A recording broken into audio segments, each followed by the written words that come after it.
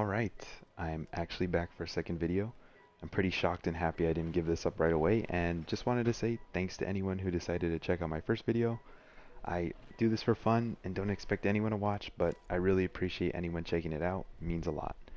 I'm honestly just having fun talking about my favorite game, and it's kind of cool knowing that people, whether it be people I haven't talked to in a while, complete strangers, or, someone like my mom watch these videos.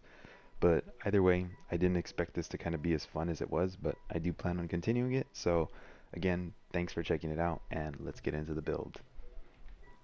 So the build I kind of wanted to go over is Geomags with Arc Warlock. Now, Geomags got a buff this season where Ionic Traces are going to help feed into our super energy, which, as you can see right here, collecting Ionic Traces grant you energy for Chaos Reach. So the basis for this build is going to be trying to generate as many Ionic Traces as we possibly can. So let's get into the subclass. So Chain Lightning is kind of the big one that I'm using, and I know Ball Lightning is kind of safer to use, but I just kind of use this as like a backup since it's going to jolt targets, and we'll kind of get into why jolting is going to be really important. And then Pulse Grenade, I've always loved Pulse Grenade compared to the other ones. It just feels the best to use, and I've always been using it since Destiny 1, so hey, that's why I keep it on.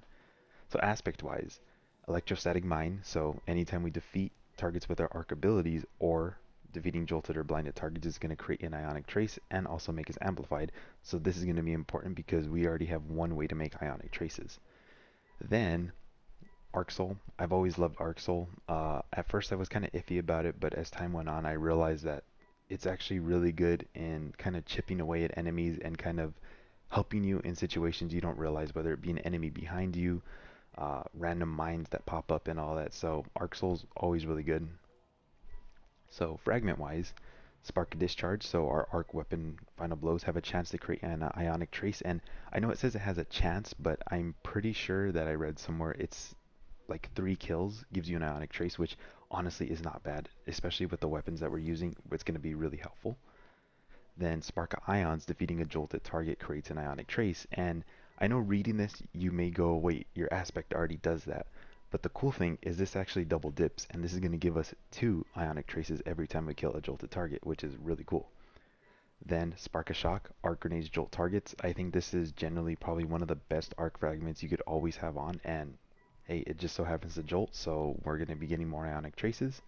And then Spark of Amplitude, so anytime we rapidly defeat enemies while we're amplified, we're going to create an orb of power, and I really like this because this is going to feed into our mods, which is going to help us keep our ability uptime really high. So now, I want to go into my weapon choices. Conditional is going to be a common theme in these videos just because I love this weapon so much. It's kind of just a good all-purpose exotic, and you can use different stuff, but I pretty much really enjoy using this. It's just a fun exotic to use because it not only has utility but good damage. Then Tarnished Metal, you can pretty much replace it with any arc weapon that has Volt Shot. So I really like this, and the activity we're running has Unstoppable Champion, so that's why I'm running the Scout Rifle. So Volt Shot is just such a good perk because anytime we get a kill and we reload, our next shot is going to jolt, and like we already know, killing jolted targets is going to help create Ionic Traces. And then Song of Uryu, I recently got this craftable and I absolutely love it. Reconstruction is just so good on it, and then Bait and Switch is such a good damage buff if you're able to proc it off, which it's pretty easy to proc, and that's awesome because I think it's a 35% damage bonus, and that really comes into play, especially with how good LMGs are. And the other thing that it really plays into is the fact that I have the fragment where arc final blows with weapons can create an Ionic Trace. So if I'm using this for ad clear, I'm going to be generating a lot of Ionic Traces. So that's kind of the overview for my weapons, and now I want to go over my mod choices. So since I want to use Chaos Reach as much as possible, I also really want to use my grenade as much as possible. So that's why I'm using Ashes to Assets, just to give us that extra little bonus on super energy for grenade kills. And then from there, I have Harmonic Siphon, so anytime we get multi-final kills with our arc weapons, which we're primarily going to be using, we're going to be able to generate orbs. On my arms, I have Firepower, so like I already said, I'm going to be using my grenades a lot, so anytime I get those kills, I'm going to be generating orbs as well. And then I also have Grenade Kickstart in order to kind of, literally what the name implies, kickstart my next grenade. And I've really come to like this one. It's really beneficial, and I really enjoy what it can do in helping keep my ability uptime.